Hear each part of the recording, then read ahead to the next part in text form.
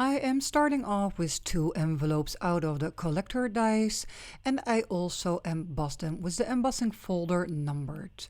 The first layer I am going to apply is paint, and I am choosing for red and blue tones. And the blue paint that you see is the beautiful prize ribbon. Now on to the next layer. I'm going to use a vintage photo for the background.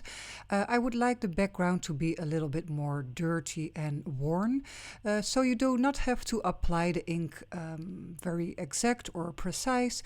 Just work a little bit loose and get it a bit stained.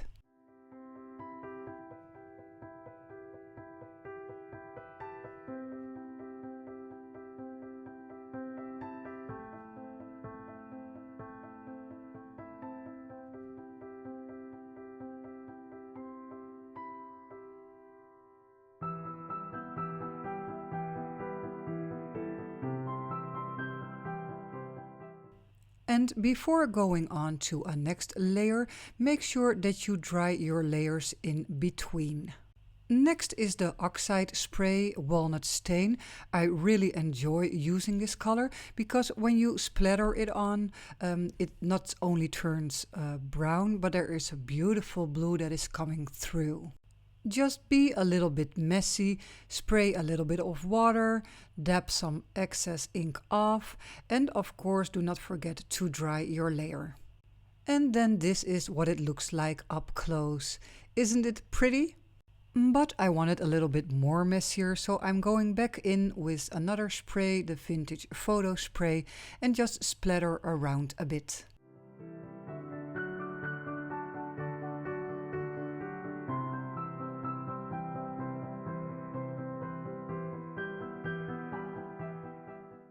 When the envelopes are totally dry, I do want to see my folds again, so I am using my scoreboard to do so. Because the paper is quite thick, I'm going to score the lines multiple times, and after that I am going to fold each flap inside and make a strong, clear fold with the bone folder. Why is the paper so thick, you might ask? Because I used packaging paper and I folded double and glued it together, so it is a double layer. I am taking some measurements so I can create the bottom of the box. Here you can also see the packaging material that I used for the box and the bottom.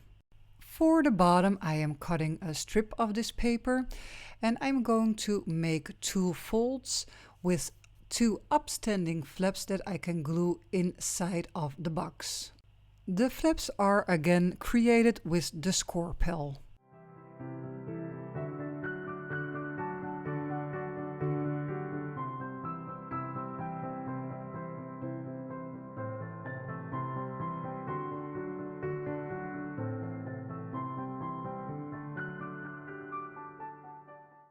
Of course, I want this little piece of paper to have the same look as the envelopes, so I'm going to repeat all steps again for this little piece of paper. And that means I am going to use the red paint, the blue paint, and some inks. And of course, distress it and make it a little bit more dirty with splattering and staining.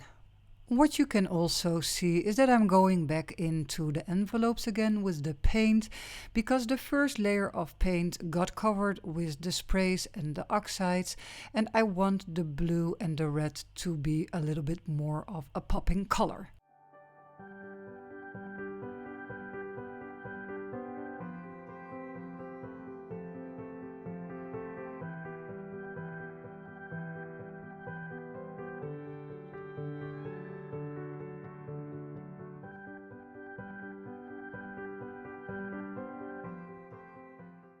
Now I will put the 2 envelopes and the bottom of the box to the side so they can dry. Once dry, I found some bluish gauze, which I want to stitch around on the inside. I also connected the 2 envelopes by stitching them together and adding on the bottom part of the box. You will definitely have some excess gauze, but that's okay, you can trim it down as you like. Otherwise you will have too much fabric in the opening of the box and it will obstruct the opening for the book to go in and out. I am now ready to glue the bottom part in, and that might feel a little bit tight, but that's okay because you want the bottom to be strong and precisely fitting to the box.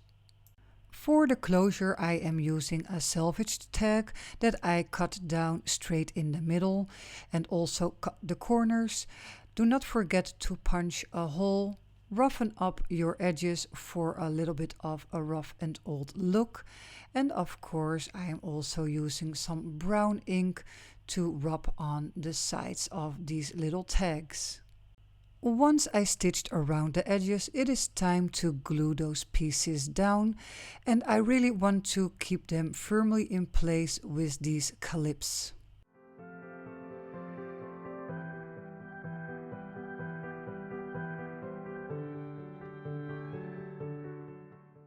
We are coming close to the end of this video, so if you like my content, please like, subscribe or leave me a comment. Or you can become a patron of mine. You can click the link below in the description box.